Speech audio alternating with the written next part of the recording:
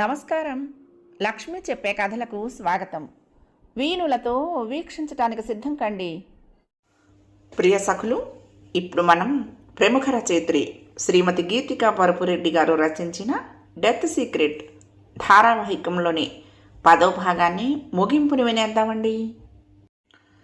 చంద్రకాంత్ గారింట్లో కెమెరా ఎందుకు పెట్టావు చెప్పు, అడిగాడు మోక్షిత్ జావేద్ని. చంద్రకాంత్కి ఆయన భార్య అలంకృత మీద అనుమానం. ఆమె ఎక్కడెక్కడ ఎవరితో తిరుగుతుందో ఆ విషయాలన్నీ తెలుసుకుని ఆయనకు ఇన్ఫార్మ్ చేయమని నాకు డీల్ ఇచ్చారు. దానికోసమే నేను అలంకృతని వాచ్ చేయటానికి అలా సీక్రెట్గా కెమెరా పెట్టాను. మీకు నమ్మకం కలగకపోతే అలంకృత రాజీవ్ అనేవాడితో క్లోజ్గా ఉన్న ఫోటోలు నా సెల్ ఫోన్లో ఉన్నాయి, కావాలంటే వాటిని చూడండి చెప్పాడు జావేద్. ఆ మాటలు వినగానే మోక్షిత్ ఉలిక్కి పడ్డాడు. జావేద్ సెల్ ఫోన్లో ఉన్న అలంకృత ఫోటోలను మోక్షిత్ చూశాడు. కానీ వాటి వెనక ఇలాంటి కథ ఉంటుందని అతడు అసలు ఎక్స్పెక్ట్ చేయలేదు. ఆ ఫోటోలను కొద్దిసేపటి క్రితమే వర్షానికి వాట్సాప్ చేసి అలంకృత పక్కనున్న అతడు ఎవరు అని చాట్ మెసేజ్ కూడా ఇచ్చాడు. అంతేకాకుండా దిల్షుక్ నగర్లోని కంప్యూటర్ డివైస్ ఐపీ అడ్రస్లో లింక్ అయి ఉన్న ఫోన్ నెంబరు, అడ్రస్లు రాజీవ్ పేరుతోనే ఉన్నాయి. జావేద్ నోట్లో నుండి రాజీవ్ అనే పేరు వినపడగానే శైలేంద్ర ఖిన్నుడై కమిషనర్ ముఖంలోకి చూశాడు. మోక్షిత్ చెప్పిన కంప్యూటర్ హ్యాకర్ ఇంటి అడ్రస్సు రాజీవ్దే. కమిషనర్ భార్గవరామ్కి మర్డర్ చిక్కుముడి వీడుతున్నట్టుగా అనిపించింది. అదే క్షణం సీసీటీవీ కంట్రోల్ రూమ్లో ఉన్న అలంకృత నమ్మలేనంత షాక్తో, భరించలేనంత ఉద్వేగంతో భర్త చంద్రకాంత్ వైపు చూసింది. చంద్రకాంత్ తనపై అనుమానంతో ఒక డిటెక్టివ్ను నియమించి తాను ఎప్పుడు ఎక్కడికి వెళ్తున్నాడనే నిఘా పెట్టించాడు అనుకుంటే ఆమెకు బాధగా అనిపించింది. ఆమె బాధను గ్రహిస్తూ తప్పు చేసిన వాడిలా తలదించుకున్నాడు చంద్రకాంత్. సరే, చంద్రకాంత్ విషయాన్ని పక్కన పెట్టు. నువ్వు ఆయన భార్య అలంకృతను ఎందుకు చంపాలనుకున్నావు? జావేద్ కళ్ళలోకి సూటిగా చూస్తూ సీరియస్గా అడిగాడు మోక్షిత్. చంపాలని నేను అనుకోలేదు, అలా చెయ్యమని లిన్సీనే చెప్పింది. తన బాస చంద్రకాంత్కి భార్య అలంకృత మీద అనుమానంగా ఉంది. ఎలాగూ అలంకృత ఆయనకి ఓన్ వైఫ్ కాదు, పైగా అలంకృతకి తన వాళ్ళంటూ ఎవరూ లేరు. దీన్ని అవకాశంగా తీసుకుని అలంకృతని సైడ్ చేసి ఆ ప్లేస్లోకి లిన్సీ వెళ్ళాలనుకుంది. ఇదంతా డబ్బుకు ఆశపడే ప్లాన్ చేసింది లిన్సీ, నిజం చెప్పేశాడు జావేద్. అతడి మాటలు వింటూనే భయంతో గుండె దడతో వణికిపోతూ జావేద్ని, పోలీసుల్ని కంగారుగా చూసింది లిన్సీ. జావేద్ నైనీని రైఫిల్తో షూట్ చేశాడని తాను పోలీసులకు చెప్పినందుకు అతడు తన ప్లాన్ గురించి మొత్తం చెప్పేశాడు అని అర్థమైంది లిన్సీకి. లిన్సీ చంపమని అడిగిందని నువ్వు అలంకృతను చంపడానికి పథకం వేశావు. ఖాళీ నుంచి లాంగ్ షూట్ చేయగల కెపాసిటీ ఉన్న రైఫిల్ని తీసుకొచ్చి లిన్సీ ప్లాట్లో పెట్టావు. షూటింగ్ స్పాట్లు సెట్ చేసుకున్నావు. అలంకృత మూమెంట్స్ తెలుసుకోవటం కోసం అలంకృత రూమ్ కనిపించేలా లాన్లో సీక్రెట్ కెమెరా పెట్టావు. అదే రోజు మిడ్ నైట్ అలంకృత అనుకుని అలా కనిపిస్తున్న నైనీని ఒక్క షాట్తో షూట్ చేసి చంపేశావు. క్రైమ్ సీన్ వివరిస్తున్నట్టుగా అన్నాడు కమిషనర్ భార్గవరామ్. జావేద్ ఏమీ మాట్లాడకుండా సైలెంట్గా ఉండిపోయాడు. ఆ క్రైమ్ సీన్ నిజమే అన్నట్టు కొన్ని సెకండ్స్ అక్కడంతా నిశ్శబ్దం ఆవరించుకుంది. సీసీటీవీ రూమ్లో ఉన్న చంద్రకాంత్, అలంకృత, వర్షిణి ముగ్గురు ఆ క్రైమ్ సీన్ వినగానే షాక్ అయ్యారు.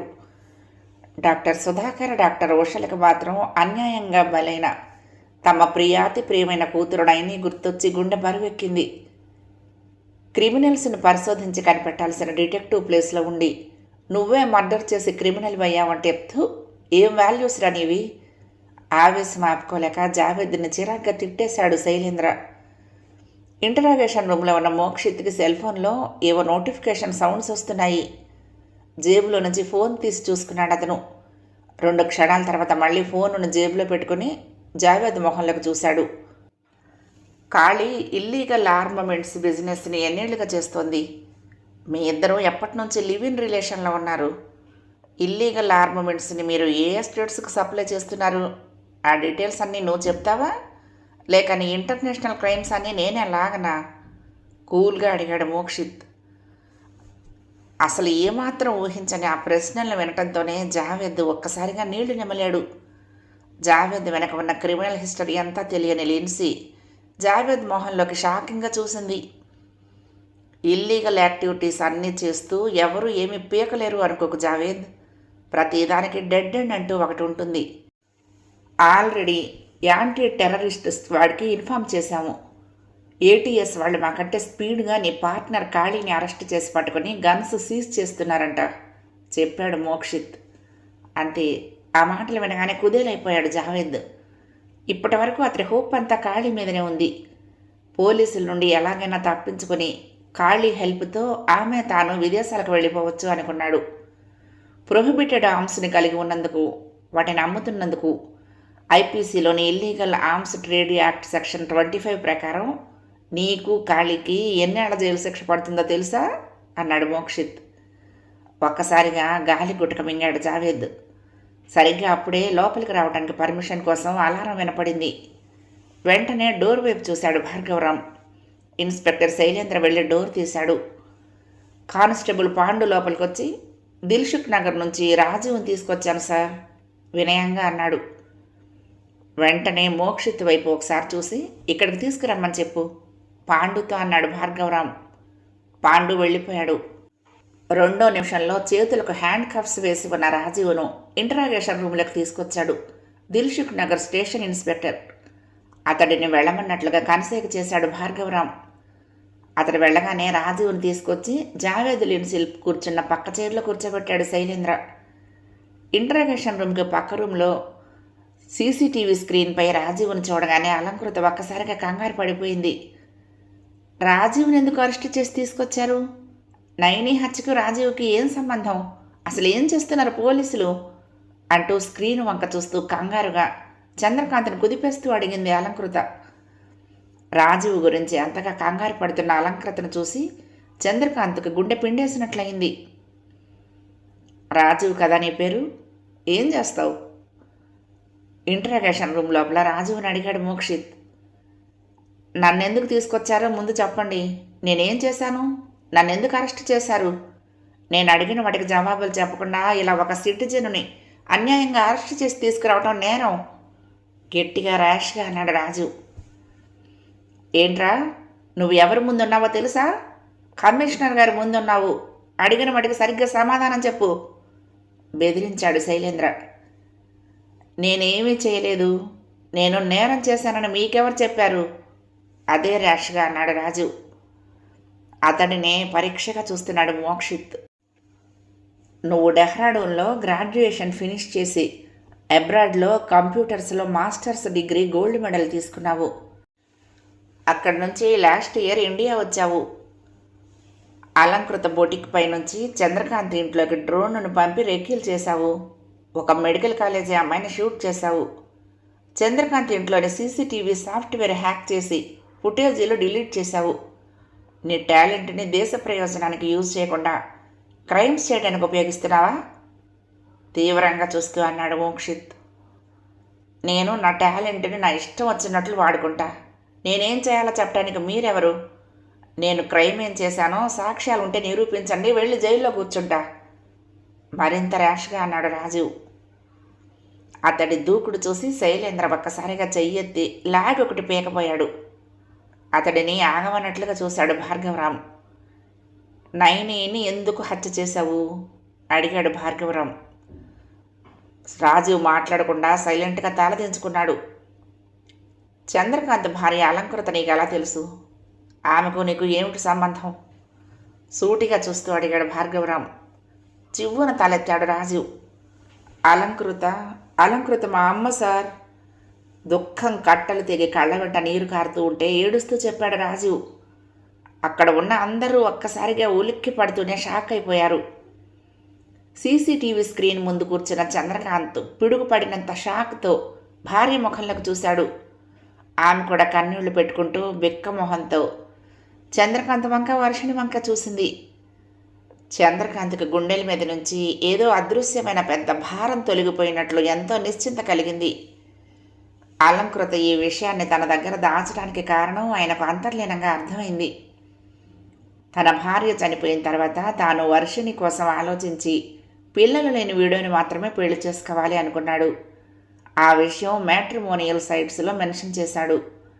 అలంకృత బయోడేటా చూసి ఆమెను కలిసి మాట్లాడినప్పుడు కూడా ఈ విషయం చెప్పాడు. బహుశా అందుకే అలంకృత ఆమె కొడుకు రాజీవ్ గురించి తనకు తెలియకూడదని ఇన్నేళ్ళు కొడుకుని అనాథలా బయటెక్కడో ఉంచి చాలా కష్టపడుతూ పెంచినట్లుంది పాపం. అలా అనుకున్న మరి క్షణంలోనే రాజీవ్ మీద ఎంతో పుత్రవాత్సల్యం కలిగింది చంద్రకాంత్కి. అలంకృత వైపు ప్రేమోద్వేగంతో చూశాడు. వర్షినికి ఇదంతా చాలా భావోద్వేగంగా ఉంది. అసలే చాలా ఎమోషనల్ మెంటాలిటీ అయిన ఆమెకు ఇప్పుడు గుండెల్లో అనేక భావోద్వేగాలు ఒక్కసారిగా పొంగి పొర్లుతున్నాయి. ఓకే, నైని నీకు ఎలా తెలుసు? నైనిని ఎందుకు షూట్ చేశావు? మోక్షిత్ రాజీవ్ని మళ్ళీ ప్రశ్నించాడు. నైని ఎవరో నాకు తెలియదు. నేను షూట్ చేసిన బుల్లెట్ వలన నైనికి చిన్న గాయం అయితే అవుతుంది, కానీ దానివల్ల ఆమె చనిపోయే ఛాన్స్ ఏమాత్రం లేదు. అయినా నేను ఎవరిని చంపుదామని అనుకోలేదు. ఏమాత్రం భయపడకుండా చెప్పాడు రాజీవ్. చంపాలని అనుకున్నప్పుడు అర్ధరాత్రి సమయంలో చంద్రకాంత్ ఇంట్లోకి డ్రోన్ కెమెరాని పంపి 2 రౌండ్స్ ఎందుకు షూట్ చేశావు? సీరియస్గా అడిగాడు కమిషనర్ భార్గవరాం. మీరు నమ్మినా నమ్మకపోయినా నేను నిజంగానే ఎవరిని చంపాలనుకోలేదు. జస్ట్ చంద్రకాంత్ గారు మాత్రం బెడ్ రిడీన్ అవ్వాలి అనుకున్నాను, అంతే. అయినా .22mm సైజు బుల్లెట్ షోల్డర్లో దిగితే ఆ మాత్రానికి ఎవరూ చనిపోరు. ఆ విషయం మీకు తెలుసు. ఏమాత్రం తొణుకు బెణుకు లేకుండా చెప్పాడు రాజీవ్. సీసీటీవీ కంట్రోల్ రూమ్లో రాజీవ్ను చూస్తూ అతని మాటలు వింటున్న అలంకృతకు ఒక్కసారిగా కోపం తన్నుకొచ్చింది. వెంటనే వెళ్ళి రాజీవ్ చెంప పగలగొట్టాలి అనేంత ఉద్రేకం కలిగింది. రాజీవ్లో ఇలాంటి తీవ్రమైన కోణం ఒకటి ఉంటుందని అలంకృత అసలు ఊహించలేదు. రాజీవ్ కోసమే వాడు బాగుండాలనే తను చంద్రకాంత్ని పెళ్లి చేసుకుంది. తను దగ్గర లేదు అనే ఒక్క లోటు తప్ప రాజీవ్కి ఏ లోటు రానివ్వకుండా చూసుకుంటూనే ఉంది. ఎంతో డబ్బు ఖర్చు అవుతున్నా వెనకడకుండా రాజీవ్ని పెద్ద చదువులకి అబ్రాడ్ పంపింది. ఇదంతా చేసింది చంద్రకాంత్ డబ్బుతోనే, ఆయన్ను పెళ్లి చేసుకోవటం వల్లనే. నిజంగా తను ఎంత డబ్బు ఖర్చు పెట్టినా తనను ఏ రోజు వాటి వివరాలు అడగలేదు చంద్రకాంత్. ఇంకా డబ్బేమైనా కావాలా అని అడిగేవాడు. అలాంటి గొప్ప వ్యక్తికి ఇంత ద్రోహం చేయాలనుకుంటున్నాడా వీడు? ఆమెలోని తల్లి మనసుకు పట్టలేనంత ఆగ్రహం వచ్చేసింది. చంద్రకాంత్ బెడ్ రిడీన్ అయితే నీకొచ్చే ప్రయోజనం ఏంటి? సీరియస్గా అడిగాడు భార్గవరాం. ఏం మాట్లాడకుండా సైలెంట్గా ఉన్నాడు రాజీవ్. చెప్పు రాజు, చంద్రకాంత్ బెడ్ రిడీన్ అయితే నీకు కలిగే లాభం ఏంటి? ఎందుకు ఆయన్ని గాయపరచాలనుకున్నావు?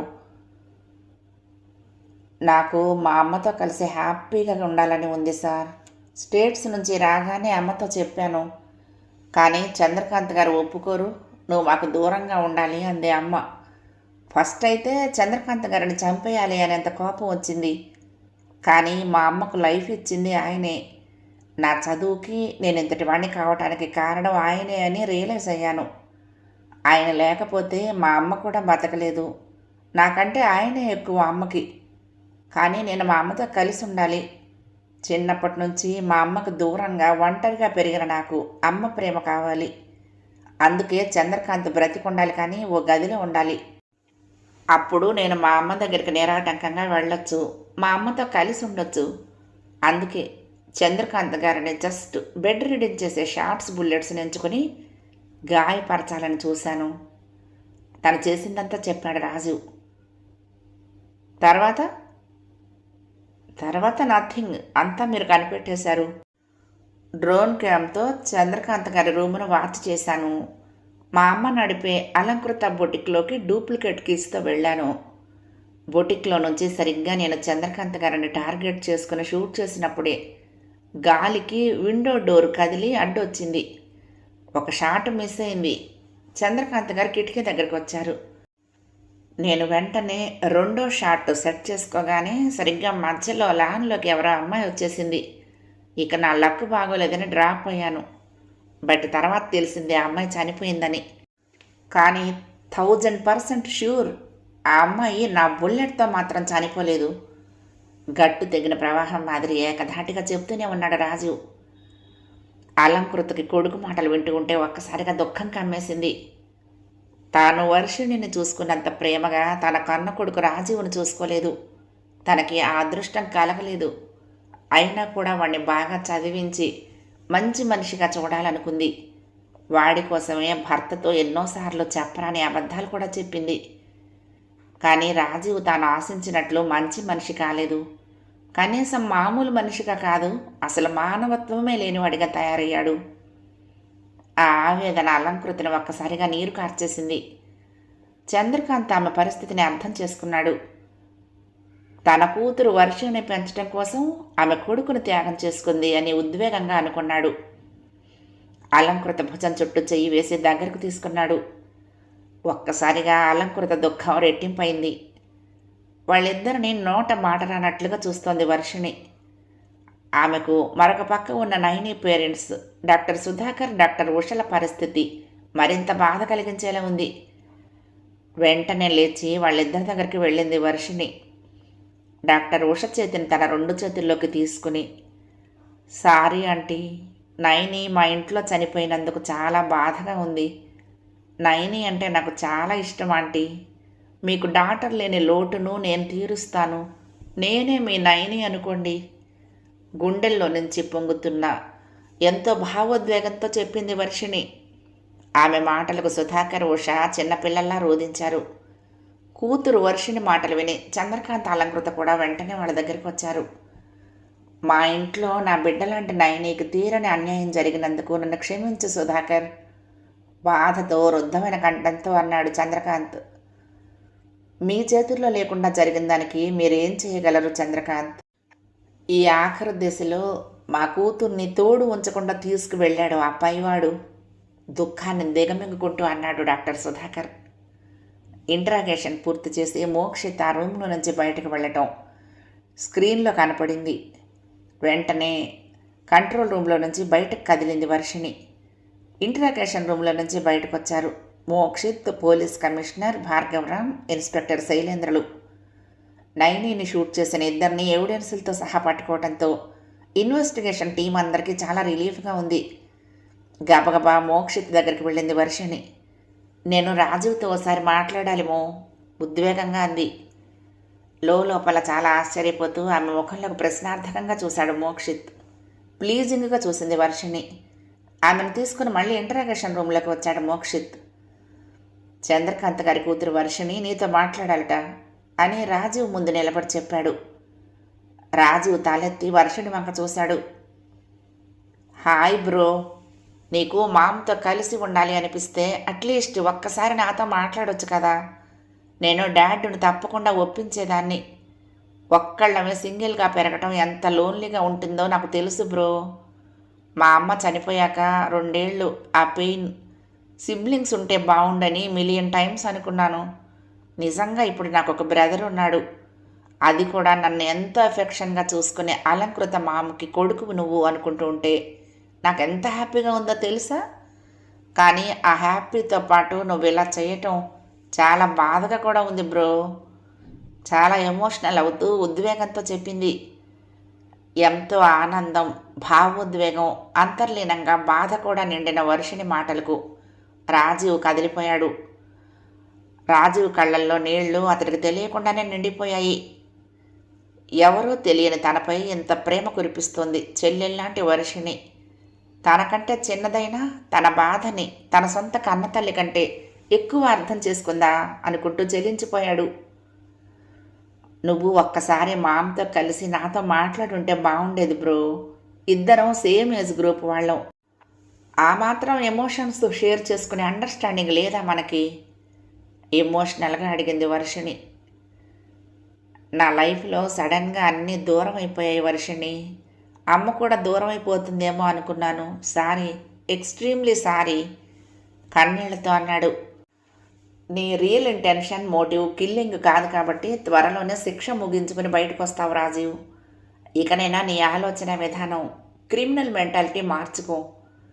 లైఫ్లో దూరమైనవన్నీ అప్పుడు నువ్వు తిరిగి పొందుతావు. మారిన రాజీవ్ కోసం మేమంతా ఎదురు చూస్తాం చెప్పాడు మోక్షిత్. ఆ వెంటనే వర్షిని చేయి పట్టుకుని ఆ ఇంటరాగేషన్ రూమ్లో నుంచి బయటకు వచ్చాడు. ఓకే డియర్, నైనీని షూట్ చేసిన క్రిమినల్స్ని ఫైండ్ అవుట్ చేశాను. యాజ్ ఆఫ్ యువర్ కండిషన్ నేను ఇప్పుడు నిన్ను కిస్ చేయొచ్చు. కిస్సులు మాత్రమేనా, ఇంకా ఏమైనా ఉన్నాయా? కవ్విస్తూ అన్నాడు. ఇంకా ఏం కావాలేంటి మోక్షిత్ బాబుకి? మా డాడ్కి చెప్పి మా ఆస్తులు మొత్తం రాయించి ఇవ్వమంటావా? నవ్వుతూ అడిగింది. మీ డాడీ ఆస్తులు నాకెందుకు, నేను సంపాదించుకుంటా, నీ అందమైన అంటూ పక్కున నవ్వాడు. స్టూపిడ్, ఎదురుగా చూడు. మోక్షిత్తుకు మాత్రం వినపడేలా తిట్టింది వర్షిణి. ఎదురుగా చంద్రకాంత్, అలంకృత, డాక్టర్ సుధాకర్, ఉషా, కమిషనర్ భార్గవరాం వస్తూ కనిపించారు. అంకుల్, బయట చిన్న వర్క్ ఉంది, నేను వర్షిణిని తీసుకువెళ్తున్నాను, ఈవినింగ్ ఇంట్లో డ్రాప్ చేస్తాను అని వాళ్ళ దగ్గరికి రాగానే చంద్రకాంత్తో చెప్పాడు మోక్షిత్. ఓకే మోక్షిత్, నీ హ్యాకింగ్ గురించి భార్గవ్ ఇప్పుడే చెప్తున్నాడు, కేసును సాల్వ్ చేసినందుకు థ్యాంక్స్ అన్నాడు చంద్రకాంత్. మీరు థ్యాంక్స్ చెప్పడం ఏంటంకుల్, బై బై కమిషనర్ సార్ నవ్వుతూ అని వర్షిని చేయి పట్టుకుని ముందుకు కదిలాడు. స్టూపిడ్, చెయ్యి వదులు, మామ్, డాడ్, అంకుల్ అంతా చూస్తున్నారు. గుసగుసగా కసురుతూ తన చెయ్యి వెనక్కు లాక్కుంది వర్షిని. మరింత అల్లరిగా వర్షిని చేతిని మళ్ళీ పట్టుకున్నాడు మోక్షిత్. స్టూపిడ్ అని మరోసారి ముద్దుగా మురిపంగా మోక్షిత్తును తిట్టింది వర్షిని. నవల సమాప్తం. ప్రియ సఖులు, ఈ నవల మీకు నచ్చితే తప్పకుండా లైక్ చేయండి, షేర్ చేయండి, కామెంట్ చేయండి, సబ్స్క్రైబ్ చేసుకుని నన్ను ఎంకరేజ్ చేయండి. ఉంటానండి. ప్రేమతో లక్ష్మి, కృష్ణాతీరం దుర్గమ్మ సన్నిధానం. నమస్తే.